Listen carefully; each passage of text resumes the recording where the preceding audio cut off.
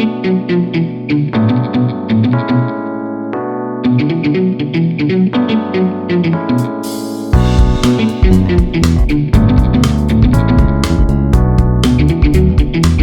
Brando, Fox Sports. Tim, thank you very much for your time today. I know you're busy, always working college football. Hey, what were your thoughts about the Georgia-Texas game, some of the incidents, but just the game in general? I thought a lot of the delays took away from otherwise a great football game.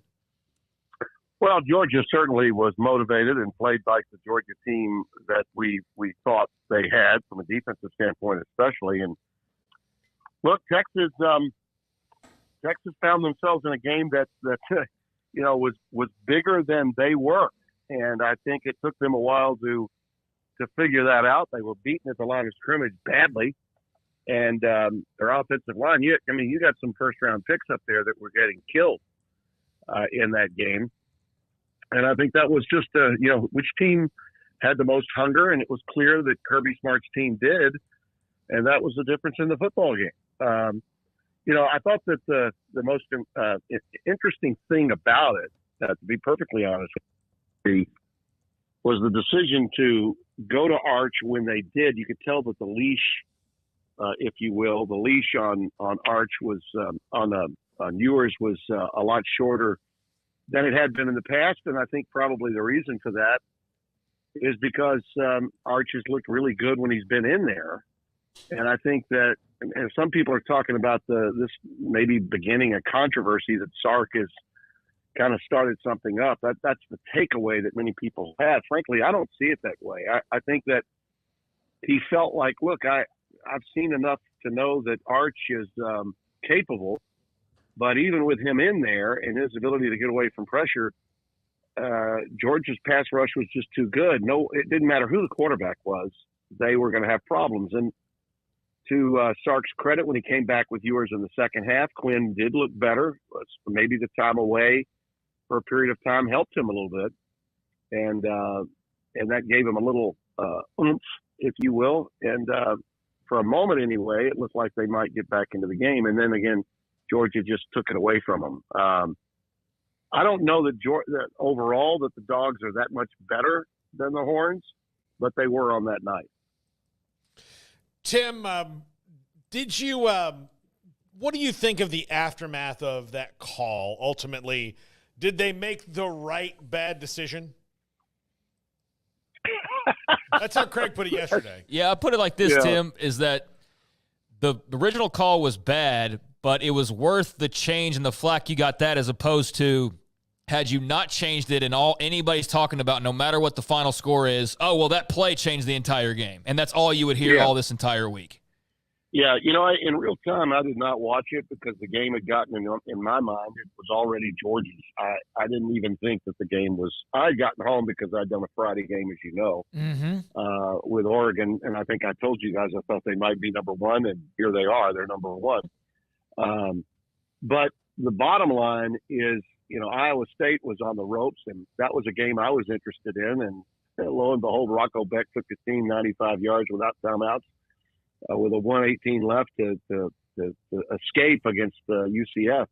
But I did go back and look at it after I saw, Twitter and X going nuts over the call. So I had it on DVR and I rewound it. Yeah, overturning it was the right decision. Okay, it was. Now, the fact that you had all the debris being thrown by the fans, that added to it, clearly.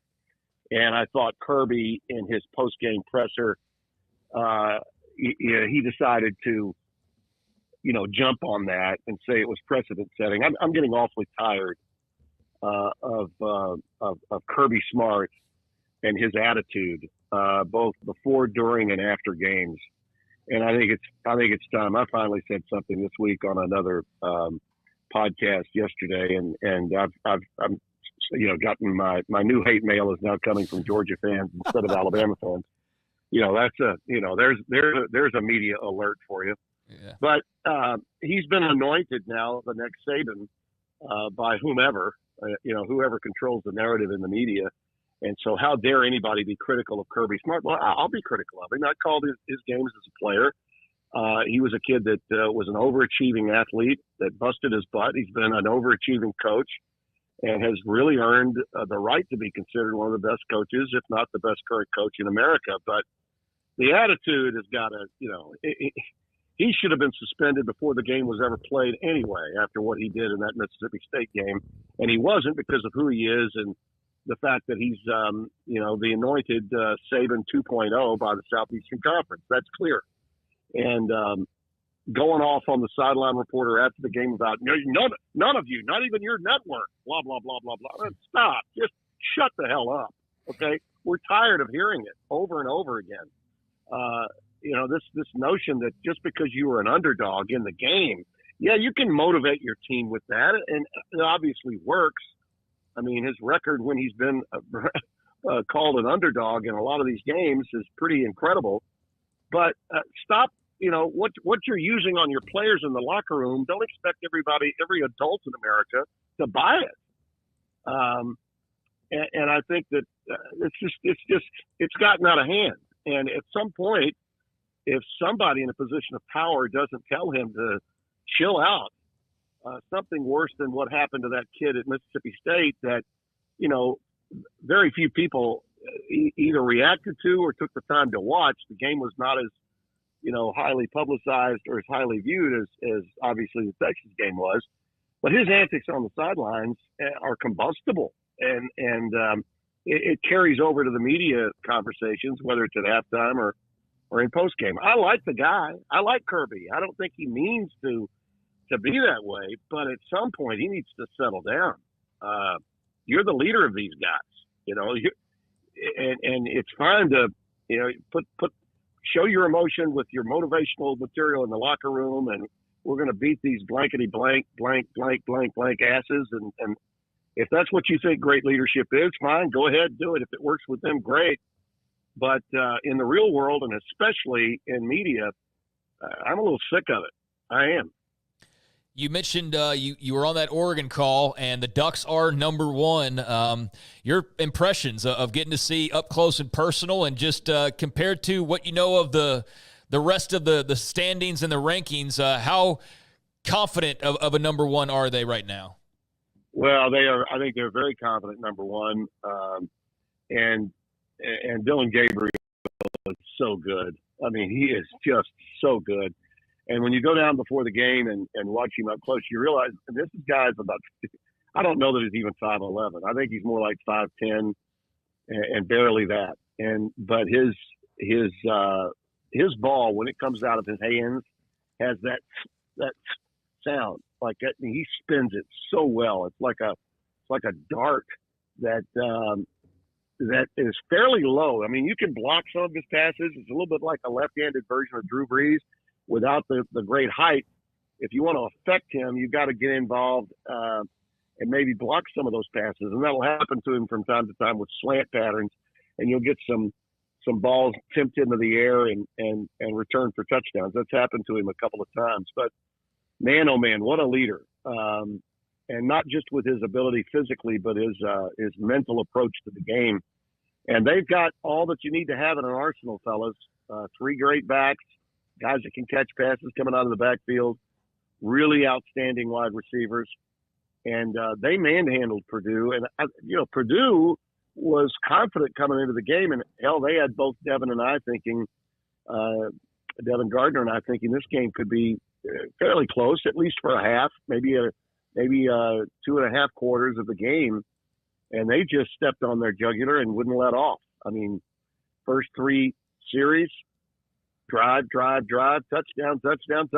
And, when you're coming off a short week after the most exciting and exhilarating win in program history, some say, beating Ohio State the way they did, and one less day to prepare plus a cross-country flight. We talked to them when they got off the plane. It was a little bit late. I'm sure they didn't get to bed until almost midnight the night before. No problem. They did not have any sign of a hangover whatsoever from that Ohio State game, which tells you how hardwired they are for success, and that the roster has returned so much of the talent that got close a year ago against UW and lost both times in very close games.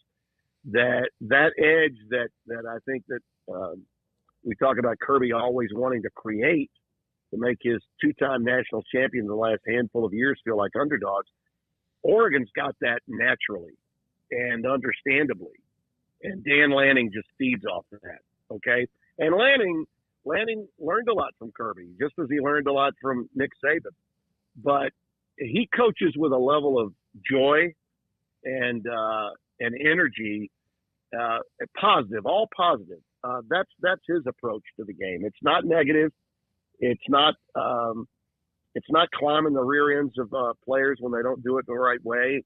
When he shows some energy and passion with them, it's almost always in a positive way. And I think that's the one area where I would differentiate him. And I think that he is the next great football coach of his generation, no doubt about it. And the kid at Arizona State that was his OC, Kenny Dillingham, he's not far behind, by the way. I like him a lot. Great young coach, too. Yep. Tim, at the beginning of the year, we all picked, the media. We voted for the Big 12. We picked it exactly as it's going. Not really. Not really close. Not really. Yeah. No, not really. Yeah. That league, and one of the things I love about when you put out your top 10 and all that, like you are basing it on, like, who have they played, who have they beaten, and all of this. The Big 12, because they, weren't as good as the PR as maybe the other two, is behind that 8 ball a little bit. But this is week to week the most exciting conference in the country, isn't it? Yeah, as we predicted it would be, and it is. I don't think any one of us had Iowa State, although I did give Iowa State some love. I thought they were one of the 6 or 7 teams that could win it. But they are from the most obscure location of any of the schools, okay, from a football standpoint. If you look at Oklahoma State's presence in the last 15 or so years and the number of Big 12 titles won.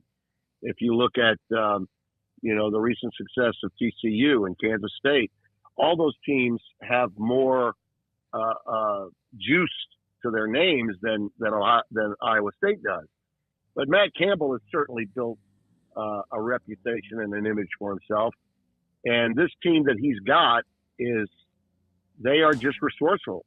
And after that game with West Virginia, when Rocco Beck's dad was being put into the hall of fame at Morgantown, that was an emotional game for him and for his family. When Anthony was getting put in, it meant a lot to not just Anthony to be there, but to also have Rocco playing the home game against West Virginia, which is his alma mater.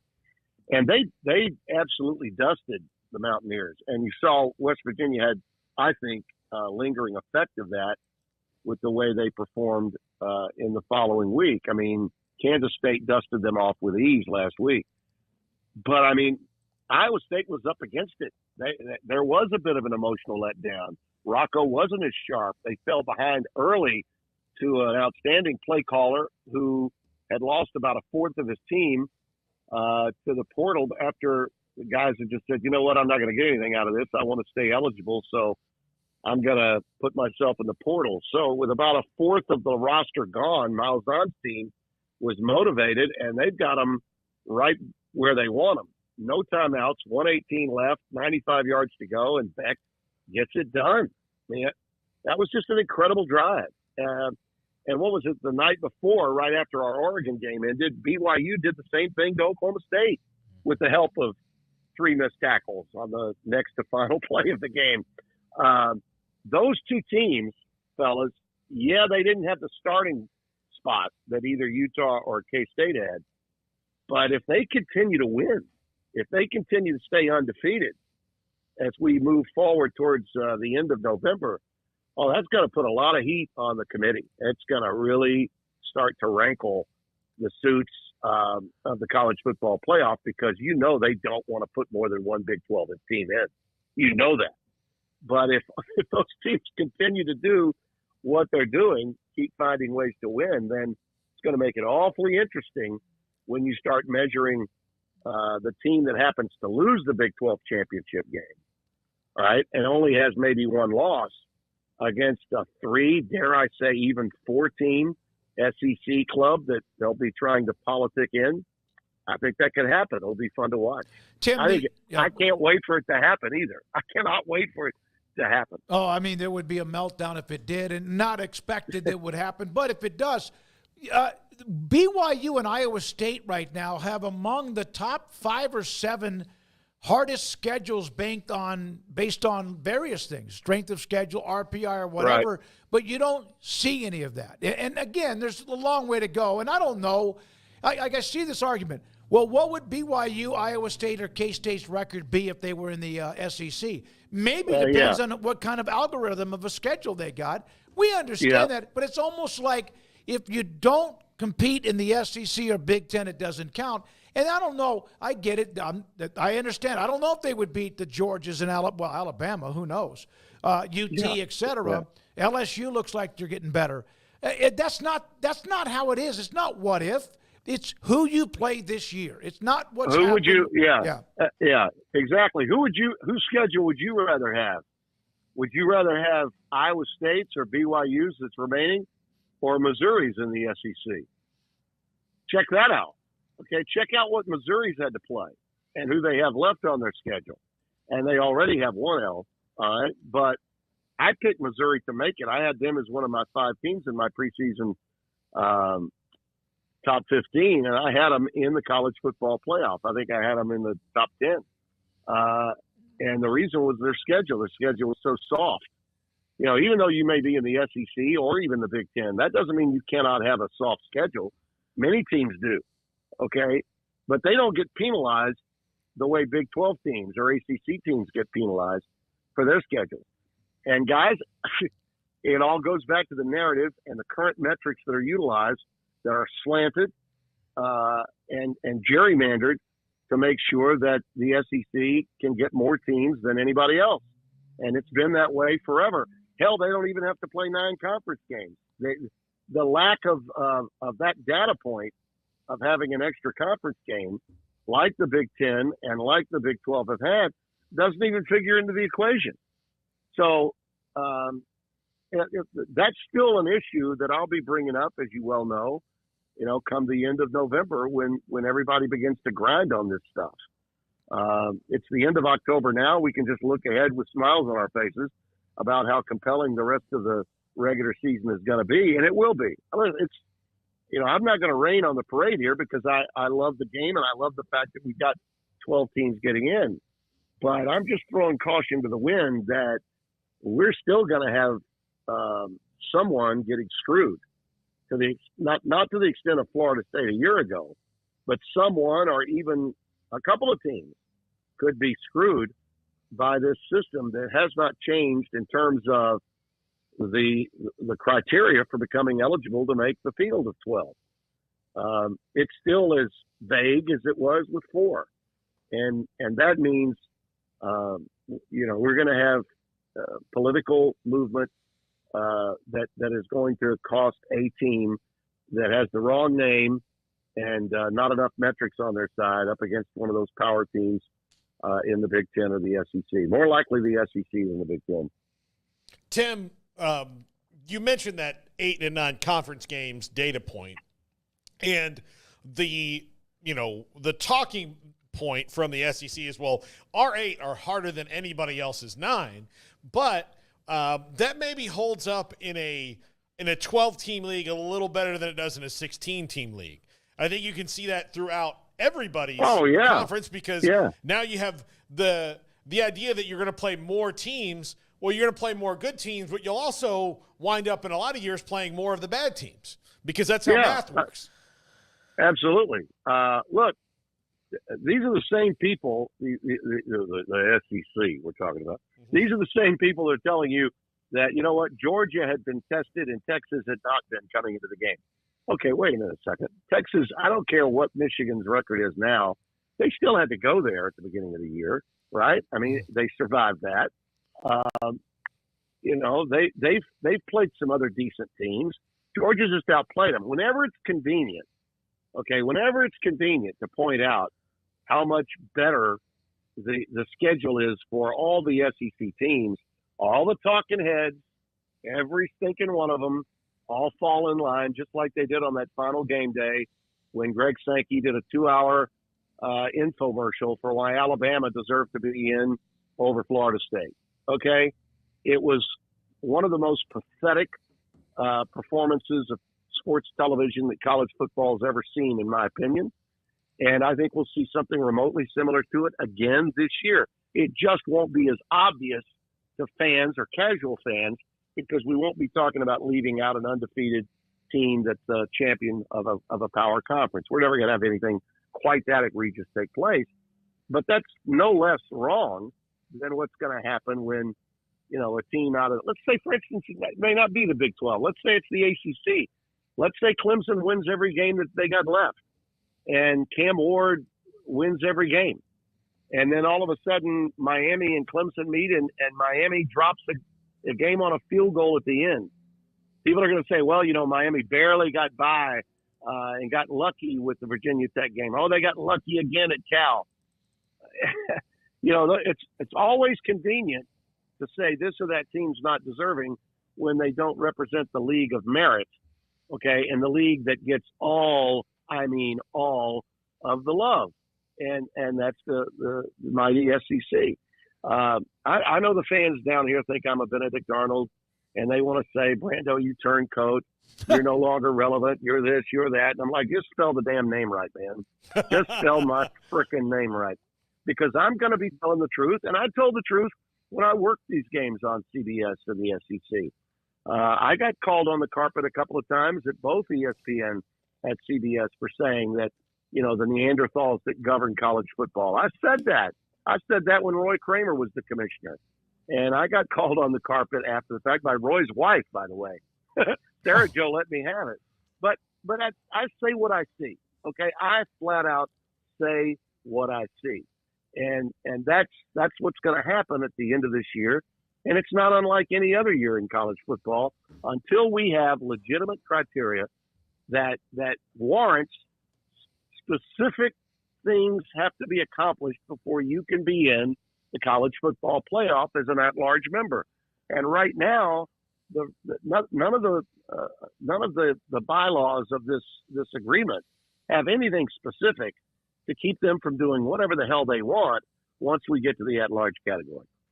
Hey, Tim, we were talking about this before you jumped on, but I thought you'd find it of note. Our own David Smoke right here is being inducted into the Texas High School Football Hall of Fame as a contributor. I saw that. Yeah, I saw that. Congratulations, Smoke. Thank you, I'm so Tim. proud of you, man. Yeah. That's awesome. And richly deserved, too. Richly deserved. You know, Thank you, Craig. They had to put him on the list because the other guys were like Jeff Traylor, some dude named Mahomes, RG3. Like, I mean, who's going to that? Who's going to that?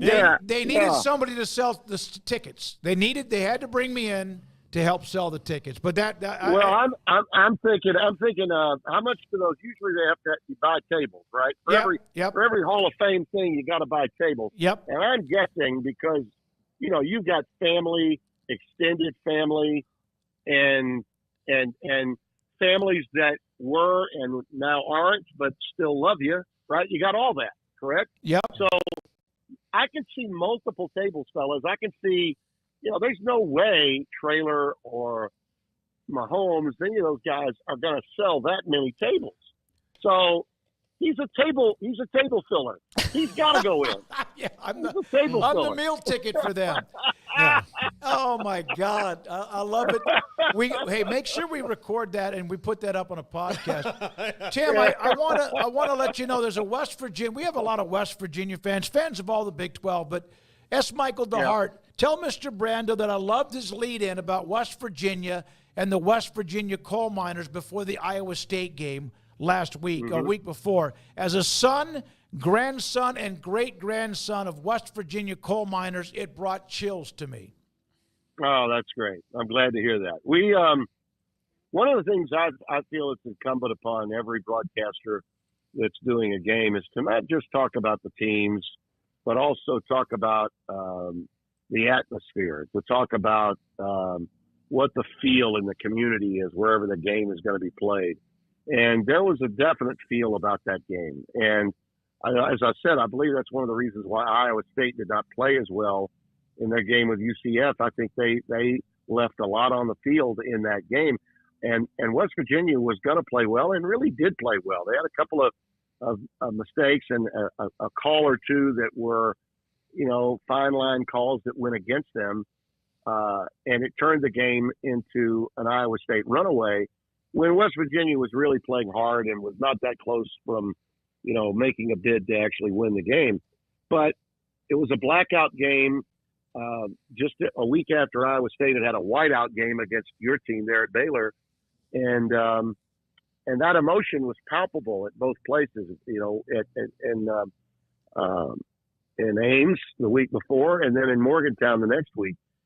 And I do have an affinity for West Virginia's steep history because I covered some of those great teams in the 80s with Major Harris and later in the 90s with Mark Bolger. And when Rocco Beck's dad was playing, I covered them in the old Big East when they were playing against Michael Vick and at Virginia Tech. And West Virginia had Bolger at quarterback and Amos Zaraway and all those guys. So I have a responsibility, I think, to every broadcast we do to give people at home a feel for what the landscape, where we are, what it looks like, to try to bring them in to not just what it means to the players, but also what it means to the fans of the school. And it's always going to be more emotional for the home team because they're the ones that are geared up and have been all week long before the game. I appreciate you reading that to me, David. Yeah, you too, and good luck. I know you have Tech and TCU. Tech coming off that disastrous home loss to Baylor, and TCU getting themselves, it looks back on track and look like they could salvage the rest of the year after a disappointing season. Yeah, and you know what? They found the defense. Now granted, Utah without Cam Rising and that situation and scenario is difficult. Notice the offensive coordinator Ludwig left, so the Whittingham story is a difficult one this year before he hands over the reins to Scally. But let me tell you something. Texas Tech, I believe that was an aberration to some extent, but it was also Baylor learning a great deal from what they let get away in the game with Iowa State. I didn't think Baylor was suddenly bad. I thought that Baylor played really well early, but they had no answer in the second half because they couldn't conjure up a running game. And they suddenly found one this past week. And that's what any coach that's a defensive-minded coach like Dave Aranda has got to have confidence in the fact that his team can run the football. And up until then, they just didn't do it. And Texas Tech contributed to the defeat, no doubt about that.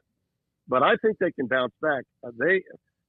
Joey McGuire well enough to know that team is going to give maximum effort against the Horned Frogs, and I'm really looking forward to it. Like I said, a little drive down Interstate 20 West, and not having to go to an airport terminal being the viable word here.